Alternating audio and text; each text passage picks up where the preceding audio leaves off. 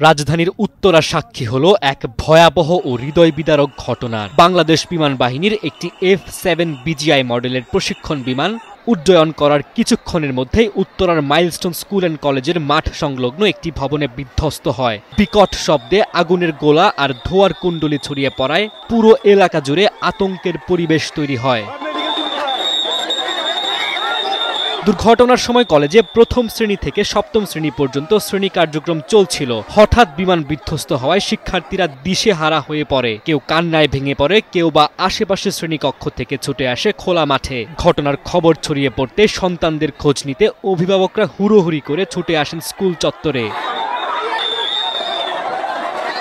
কলেজের জনসংযোগ কর্মকর্তা বুলবুল আহমেদ সংবাদ মাধ্যমকে জানান, বিকট শব্দে শিক্ষক শিক্ষার্থীরা চমকে ওঠেন। তবে শিক্ষকরা তাৎক্ষণিকভাবে শিক্ষার্থীদের নিরাপদ স্থানে সরিয়ে নেওয়ার উদ্যোগ নেন। তবে হতাহতের ঘটনায় সুনির্দিষ্ট কোনো তথ্য কলেজ কর্তৃপক্ষ তখনও নিশ্চিত করতে পারেনি।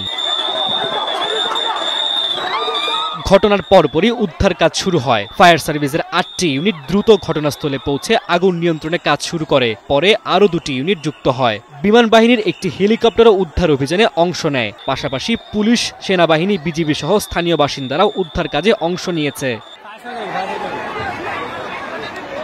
সবচেয়ে ভয়াবহ দিক হলো এই দুর্ঘটনায় নারী ও শিশু সহ অন্তত 26 জন দগ্ধ হয়েছেন বলে নিশ্চিত করেছে জাতীয় বার্ন ও প্লাস্টিক সার্জারি ইনস্টিটিউট। তাদের মধ্যে বেশিরভাগই শিক্ষার্থী এবং সবার অবস্থায় আশঙ্কাজনক। শিক্ষা প্রতিষ্ঠানে বিমান বিধ্বস্তের ঘটনায় শোক জানিয়েছেন প্রধান উপদেষ্টা ডক্টর মোহাম্মদ ইউনূস।